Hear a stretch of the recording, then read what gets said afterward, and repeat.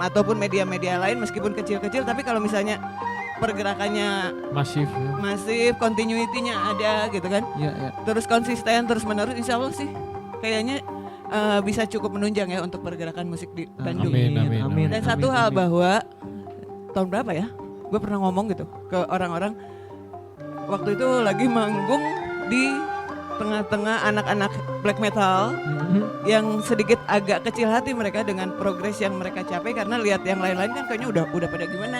Black metal ini boleh dibilang kan sedikit banget ya, nggak terlalu banyak waktu itu.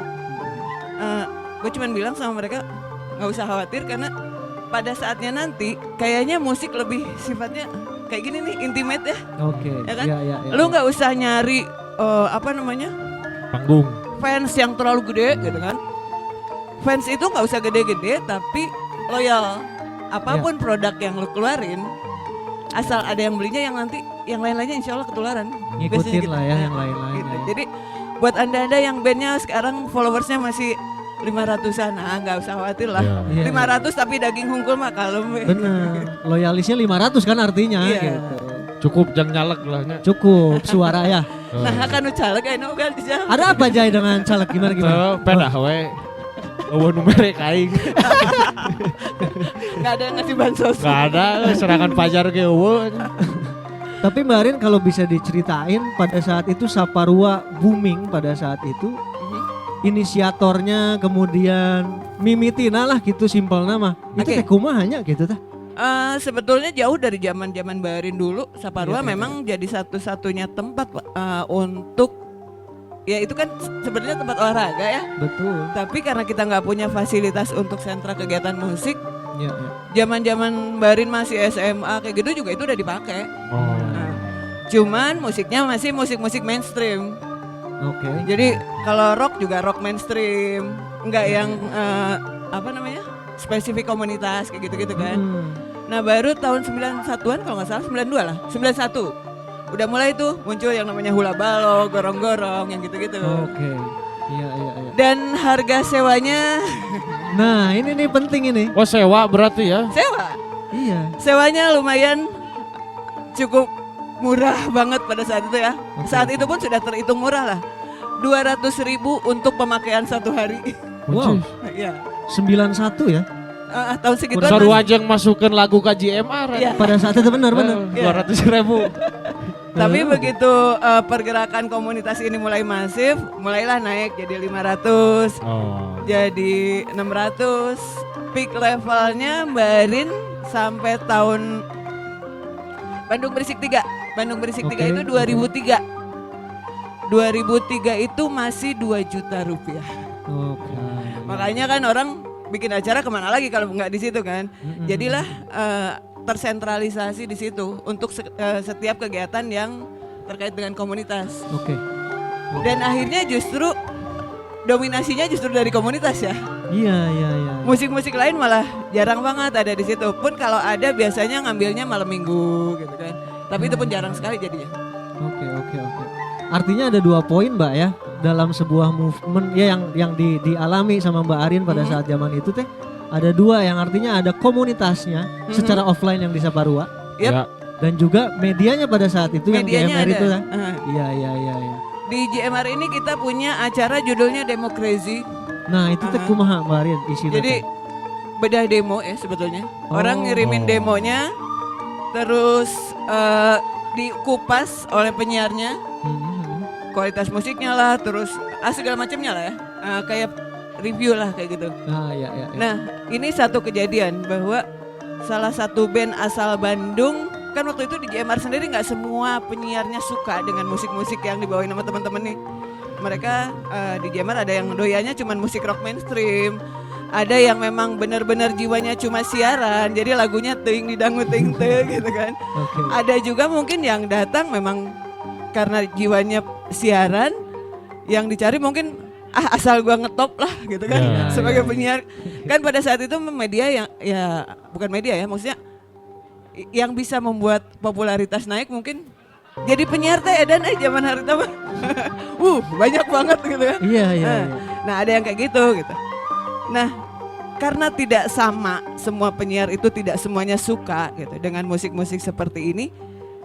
ketika ada demo Crazy, salah satu band masuk ke JMR lagunya, gue yang kena. Oke. Dibilangnya bahwa ini mah bukan demo Rin, ini mah band luar yang direkod ulang dikirim ke JMR. Oh, cover. Disangkanya seperti Disangkanya. itu. Iya iya iya iya. Saya sampai sempat kumpulin semua penyiar. Ini dengerin juga cengkok bahasa Inggrisnya. Coba simak baik-baik. Nyanyi iya mah Inggris nanti Inggris bule. Rada benten cenah yo. Rada benten gitu. Tahu bandnya apa? Bandnya Jasad. Jasa dari tadi. Jadi se-high quality itu gitu ya. Band Oke, pada saat oke. itu si Jasad masukin demonya, tapi buat penyiar JMR itu bahkan sampai disamain dengan band yang namanya Kreator dulu. Ini mah Kreator direkam ulang dikirim ke JMR. Aduh, mana kemana lah ya tuh. Saking sangat-sangat rapi dan Ya, semuanya bagus. bagus ya. Sampai saya ngasih akses teman-teman untuk kalau nggak percaya, bener-bener masih kurang percaya, akses studionya dulu ada di ujung Berung namanya Palapa ya, Oh, studio oke. Palapa. Palapa. Ini hasil rekod di Palapa. Saya bisa bawa orangnya ke sini. Dan setelah demo Crazy itu memang orang-orangnya kan diinterview, Ya. datang dan mereka bisa mempertanggungjawabkan karyanya. Perform di studio, meskipun itu studionya studio siaran, kita bikin live di studio, dapat apa yang mereka rekam ya sama dengan apa yang mereka bawain. Oke oke oke. Itu lagunya benar-benar mengantar Jasad ke permukaan musik komunitas pada saat itu, benar-benar jadi di peak ini. Judulnya Selavi, Still loving. Selavi. Oh. Itu benar-benar yang nganterin Jasad sukses sekarang. Oke, Awal oke, tuh ya. oke, oke. Langsung jadi pick chart pada saat itu mungkin Iya, ya. jadi pick chart tuh. Iya. Tah, pertanyaannya, tah JMR teh sekarang teh masih ada atau kumaha Mbak Arin gitu tah? Kalau kita patungan beli mau nggak? Wah sih, sih. Beli salurannya ya. Beli saluran teh lumayan. Lumayan, kan? ya. Kenapa nggak bikin radio streaming? Bikin radio streaming dengan tipikal yang sama. Ya. Waktu itu saya sempet dapat ada orang yang punya duit lah ya, investor. Pengen bikin tapi dia maunya bentukannya TV bukan radio. Oke. Saya pikir TV yang dia mau itu TV-nya TV konvensional yang based on seperti TV-TV sekarang gitu kan. Tapi nggak ada quick count. Balik dari kanu calak kan. Iya balik deh gening ah. Nah, saya coba lah Iya, wujudkan itu. Saya buat awalnya dia pengennya Coil TV. Cuma Coil kan udah punya ini sendiri kan ya waktu Iya. itu. Udah punya channel sendiri masih pakai based on YouTube. Nah, jadi saya pikir tidak semua orang adalah Coil, ya kan? Yang jelas pendengar rock mungkin pasti suka Coil bisa jadi gitu. Tapi pendengar Coil tidak semuanya juga suka dengan yang mainstream. Akhirnya saya buatkan namanya Rockin TV. Kalau sempet searching di YouTube itu ada.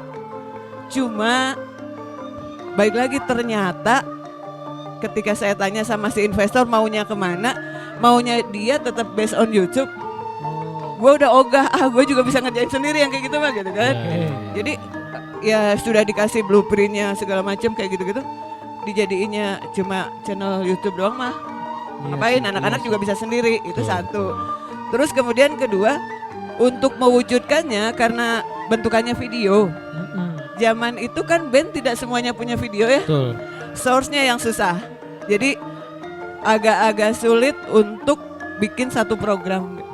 Jadi kalau ditanya kenapa nggak bikin JMR lagi? Ya, Nah, eta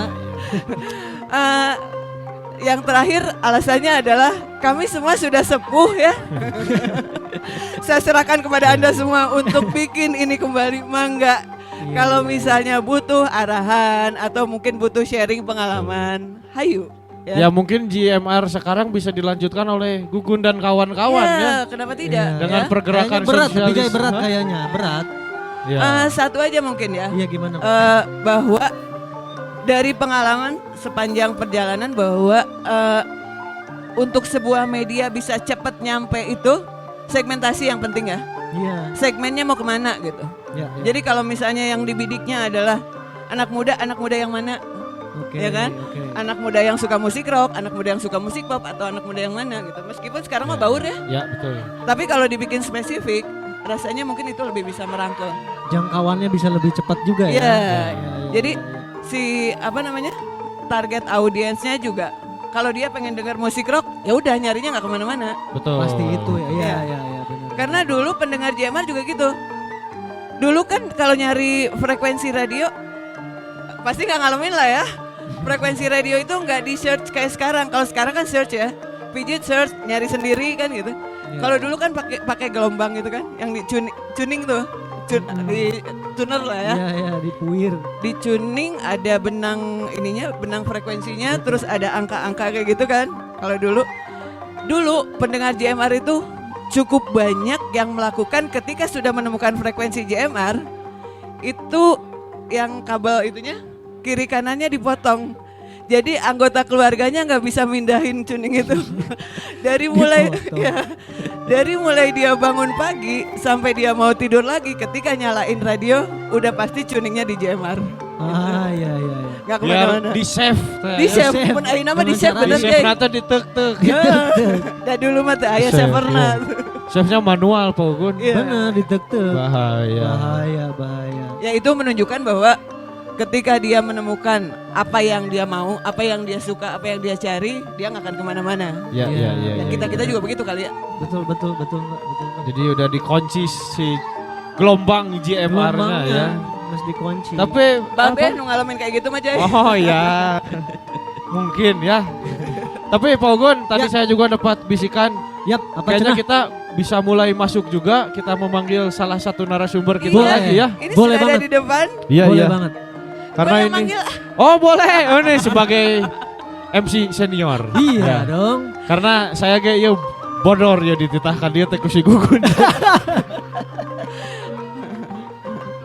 Jadi attention please sebentar ya. Ya, ya. Ketika saya dikabari oleh Teddy dari Divinces bahwa hari ini ternyata saya tidak sendirian dan saya akan bersama-sama dengan figur yang satu ini. Ya. Buat gue ini adalah satu momen yang sangat-sangat gue tunggu. Kenapa? Karena gue mengidolakan sekali Irvin. Boleh tepuk tangan. Tepuk tangan buat Kawan-kawan. Irvin. Teh mangga di haturanan. Jadi sering kali banget ya Irvin ini diganggu sama Mbak Rin. Sering di DM, bari jang orang tuh sebenarnya mah teu wau wacan gitu nya. Urang nanu so akrab. Enggak apa-apa menjalin tali ini Iya, silaturahmi antar Silaturahmi generasi. dong. Iya dong. Hai. Iya dong. Ini Mangga, mah cigana mangga, Teh. lawas tilawas kemarin ya. Asli. Anda bisa bedakan yang jadul dan yang sekarang. Waduh, duh, duh, duh. Berapa lama tidak berhubungan Ini kontak-kontakan gitu Mbak Arin? Terakhir kita Terakhir ya, kapan? pas zaman kemarin Palestina ya. Masih sempat kontak-kontakan. Masih. Oke, halo semuanya. Halo, halo, halo. Saya Irvin. Jadi kalau misalnya diomongin lawas, ya betul lawas kita ya. Karena bisa dibilang kayaknya saya regenerasinya Mbak Arin kalau iya, di iya. scene musik terutama underground di Bandung gitu. Karena kan kalau tadi dia bilang idoain, saya terbalik. Saya juga belajar banyak dari Mbak Arin Kan karena biar kelihatan lebih muda Oh, gue. iya, bener ya, bener ya. Di Karena Bali. kan pada waktu itu kan radio yang mengulas indie terus underground itu kan nggak banyak dan mungkin bahkan hanya satu-satunya ya Iya, betul. di GMR. Kemudian kan itu juga yang mengantarkan saya dan almarhum Eben Bergirkil untuk bikin platform media namanya Extreme Speed Iya, gitu. Jadi bisa dibilang memang regenerasi emang turunannya ya begitu ya, baru udah keneh ya. Mbak Iya Rin, ya. betul. iya, iya. Zaman-zaman sebelum Irvin muncul ke kuping Mbak Rin itu sempat ada some kind like krisis ya. Jadi kita agak-agak krisis Vin saat itu, terutama di teman-teman yang kan dari Saparua itu kita berakhir di 2003. 2003 pas Bandung Berisik ketiga tuh udah selesai, udah nggak boleh dipakai lagi. Nah kemudian jadinya sporadis kan. Di mana sempat pindah ke ini apa Dago di house kayak gitu-gitu. Nah sampai kemudian muncul kejadian yang tidak diharapkan, akhirnya sporadis. Nah di era-era seperti itu tuh banyak teman-teman yang datang kemarin tuh, kemarin please lah regenerasi. Kala regenerasi teh regenerasi naon ya teh gitu kan, aku bukan siapa-siapa gitu kan. Ya maksudnya dibagilah ilmunya. Ada beberapa yang muncul tapi kayaknya agak-agak dari komunitas ini mah butuh kemampuan khusus lah ya kalau boleh dibilang ya. Meskipun sebenarnya siapapun bisa, tapi passionnya harus nyampe dulu lah gitu. Oke, Nah begitu muncul namanya Irvin, ini bener ya, nggak salah gitu kan. Gak salah. Karena ada di ranah itu, nggak harus kok kita bergaya dengan casing yang memetalan, Betul. ya. Sementara iring kita nggak nyampe gitu. Sayang juga kan ya. Iya, iya. Terus nggak harus juga kok kita nunjukin kepada audiens atau kepada teman-teman pelaku musik bahwa gua paling metal, gua paling dengerin ini, paling dengerin itu. Hari gini lah tinggal nyari gitu kan di Google gitu. Yang terpenting adalah lu punya ikatan moral nggak sih dengan para pelakunya? Betul. Itu penting banget Betul. ya. Betul, Di ranah betul. itu. Betul. Makanya ketika Irvin, gue udah percaya banget. Jadi krisis teratasi. Ada regenerasi ya. Ada. Mbak Arin, kagok ngomong Mbak Arin sumpah. Si Ate, Pakai Biasanya bahasa kamu aja, Jay. Apa? Bahasa Pakai Ijaya Oh, kamu jangan. aja. nggak apa-apa Jay. cik. Nanti ketahuan. Generasi Jauhnya. gap generation. Iya. Tapi Pak kisah kan Saha cik. cek parum Pak Ugun. Ya, ya, ya. Ada yang menarik juga Pak Ugun. Kumaha, Katanya kumaha? kita di sini akan membahas apa? Custom culture. Custom culture. Gimana itu teh Pak Ugun? Tah kan Ijai Irawan yang tahu. Tah iya nu banget. bodor teh mana emang ngondang aing nyo aing kita ngarti. Cek, Jai, kayak bantuan ngobrol jeung Teh Irvin ngebahas custom culture. Nya. Kan aing ke dia naik beat anjing. Si ngerti aing. Ya kalau beatnya karbu juga custom culture. Oh iya, jedukan da beatna kayak nu batur nebeng. Gimana Pak Ugun coba apa kolerasinya? Kayaknya sebelum ke situ teh mau nanya dulu nih sama Apa tuh? dua orang penting di hadapan saya. Yes. Komunitas itu teh seberapa penting bagi musisi weh lah ini Mbak Arin ketika Oke. di depan kita semua ini adalah pekarya-pekarya gitu. Iya, iya. Mangga Mbak. Komunitas penting banget ya. Itu satu bagian yang emang nggak bisa terpisahkan. Apalagi untuk di band. Terus kalau kita ngomongin Bandung, Bandung tuh kayak pusatnya gitu ya. Kalau Ya, tanpa ada komunitas, satu band ini bisa dibilang kan komunitas itu salah satu yang pertama support kan ya. Jadi kalau misalnya nggak ada komunitas, siapa yang akan menonton band ini pertama kali, Ya. membeli merchandise-nya atau mengapresiasi si band tersebut kayak gitu. Jadi memang komunitas itu adalah bagian paling penting dari satu Pergerakan satu kali ya. pergerakan ya di scene musik, terutama scene indie underground, apalagi kalau ngomongin Bandung sih kayak gitu. Iya, iya. Apalagi Bandung kan semua DIY ya kita ya, dari dulu tuh mengusung DIY. Makanya kalau misalnya zaman-zaman kita dulu nongkrongnya di PI, disebutannya tuh PI gitu ya, anak-anak punk, punk skinhead kayak gitu ya, memang DIY karena memang pada saat itu tidak ada medianya yang bisa kita beli langsung. Makanya waktu itu DIY kenapa? Ya udah bikin pin sendiri. Oh. Kita sablon t-shirt sendiri untuk dijual, untuk kolektif, untuk membiayai satu panggung gitu ya, satu pergerakan. Misalnya ada kolektifan apa ya kita bareng-bareng gitu, udunan gitu. Istilahnya Ya, ya, begitulah. Oke. Sedikit nambahin ya. Munculnya gerakan DIY ini mungkin udah pada tahu atau mungkin sebagian udah tahu bahwa ini muncul sebagai bentuk perlawanan saat itu kepada sistem yang ada. Saat itu hampir semua pekarya atau pelaku seni itu ketergantungannya hanya kepada major label untuk pelaku musik ya. Semuanya ke major label, terus kemudian di major ini prasyarat yang harus dilewatinya adalah ini agak-agak Enggak apa-apa Mbak Arin. agak-agak lucu lah kalau boleh dibilang gitu. Pertama, syarat yang pertama punya penampilan yang harus selling, ya kan? Kalau cewek harus cantik ya cantik banget.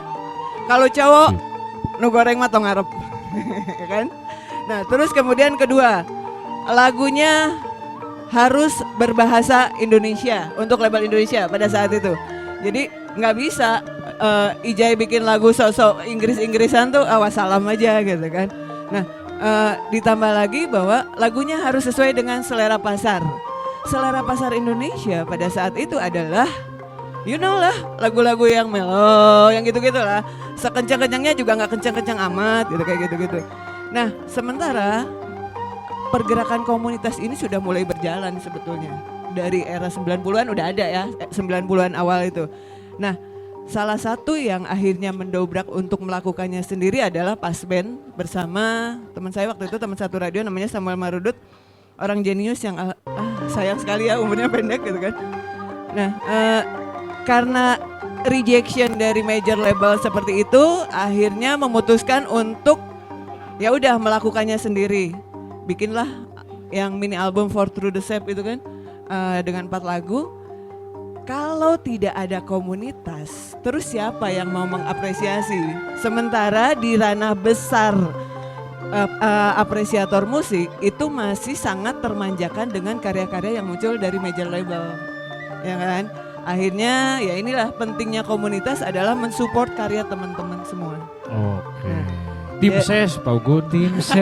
Komunitas Bener. teh. Tim ses tapi tidak pakai bansos. Iya, komunitas itu Bansos. tim ses ternyata Tim ya. ses, bener. Tapi tak kudu ngumpulkan KTP dan ngalem. Nah, itu beda aja. Iya, beda. iya. Cuman kalau saya meng-highlightnya berarti dari dulu sampai sekarang Bandung tidak punya tempat pertunjukan ya. Dari Tidak dulu nggak punya. ada. Iya, soalnya tadi juga kan Iya. tempat olahraga yang dipakai Bener. pertunjukan. Iya. Kan isu yang sangat berkembang itu ketika kita mulai merambah ke daerah yang bukan Bandung nih, Yes. Cimahi lah ya, itu sering jadi sasaran kita untuk berkegiatan musik. Yang muncul banyak banget di era itu, sosmed pun udah mulai muncul kan saat itu. Ya itu jeritan-jeritan bahwa ayo dong Bandung bikin tempat pertunjukan. Padahal Iya, Sabuga iya. udah ada, tapi mahal.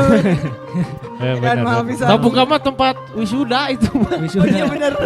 Sarua lain parantina sihnya jadi nanti gitu. Meren. Nah, kembali ke Ijai, kenapa ada custom culture cenah aja ya? Kan mana nu nyeun tema? Gitu. Tah, mata kan Iya. tadi kan begitu penting Betul, sebuah komunitas. community ya. Nah, ketika Sosialism kenal dengan Di Vinces kenal dengan Ya, Teh Irvin, Ya. dengan custom culture, dengan militansinya. betul. Bisa teh nya Teh Irvin ieu mah berbagi jangkauan ieu mah. Iya, iya, iya. Sebenarnya aya korelasinya teh nya antara permotoran nih jeung Dan musik teh. permusikan Ada ya. sinergi teh nya yang nu bisa di collabskeun gitu Betul, bahasa betul. sederhana. Ada banget. Jadi sebetulnya kalau ngomongin custom culture itu sudah ada dari sejak tahun 50-an. Jadi kalau misalnya kita ngomongin custom culture, yang tadi saya sebutin udah saya bahas, DIY, punk, skinhead dan lain sebagainya, itu masuk ke ranahnya custom culture. Jadi Ya. custom culture itu kan merubah sesuatu yang biasa menjadi luar biasa. Ya. Atau personalize sesuatu untuk sesuai dengan karakter kamu. Nah, kalau misalnya kita ngomongin tadi di musik itu kan turunannya ada fashion, ada lifestyle dan lain sebagainya. Kita ngomongin punk itu identik dengan jaket leather ya. Iya. Kemudian ada apa namanya tuh, kita ada pin-pinnya. Iya. Terus dulu tuh apa namanya tuh Mbak Rin, yang cucuk-cucuknya itu kan dipasang-pasang sendiri kan ya.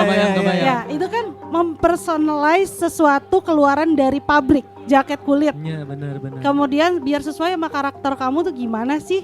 Ya dicoret-coret, di custom, dipasangin peniti-peniti. Mungkin kalau misalnya kita flashback, sosok yang seperti itu ada dulu teman saya namanya Aldi, dia vokalisnya Keparat. Oke. Itu salah satu band punk lawas ya di Indonesia. Boleh terutama ya. dibilang band pertama ya, layer punk awal rock ya, layer Betul. pertama banget. Jadi kalau misalnya sekarang McD diboykot, band itu dari dulu tuh udah ngeboykot McD. Oke, udah Iya. lebih Karena jauh mereka ya. dulu kerja di McD. Oke. Sistem kayak kapitalisnya segala macam sama mereka diobrak-abrik di Iya, iya. pertama kali McD ada di Bandung gitulah. Iya. Itu custom culture di musik. Kalau misalnya di motor udah jelas. Ini motor keluar dari pabrik, let's say ini merek Yamaha. Tapi Cuk. semua Yamaha kan bentuknya misalnya begini ya. Mm-mm. Misalnya ini Yamaha Scorpio. Tapi saya suka nih bentukan scrambler, cafe racer, sebagai gimana karakternya dia gitu. Akhirnya si motor keluaran dari pabrik ini dia custom sesuai dengan karakternya sendiri. Itu Iya, namanya iya, si iya, custom culture. Turunannya banyak kayak helm. Atau jangan jauh-jauh, kalau misalnya dulu angkatan kita ya Mbak Rin, kita punya satu tas ransel, mungkin bisa dibilang semua anak di Bandung ranselnya itu Alpina. mereknya. Ya, ya. Itu kita suka coret-coret pakai tip X, dirobek terus pakai penitik lagi, Iya, iya. pakai patches, pakai emblem segala macam anarki lah bla bla bla, kayak gitu-gitu. Itu namanya custom culture. Jadi memang sangat erat kaitannya dan tanpa kita sadari ya itu yang kita lakukan sehari-hari. Sebetul nama ya sudah Betul. dilakukan. Iya. Begitu, Jai. Sedikit Iya, Teh. nambahin nih ya. Oh iya. Oh iya. Ini juga ngasih nyambung flashbacknya Irvin tadi bahwa ya udah dari dulu lah ya, dari zamannya Aldi kayak gitu-gitu. Ini kalau terkait dengan culture lah ya, kalau atau custom lah, custom. Zaman-zaman Saparua itu, kalau zaman kalian sekarang kan yang nonton bisa dibedain sama yang perform ya, ya kan?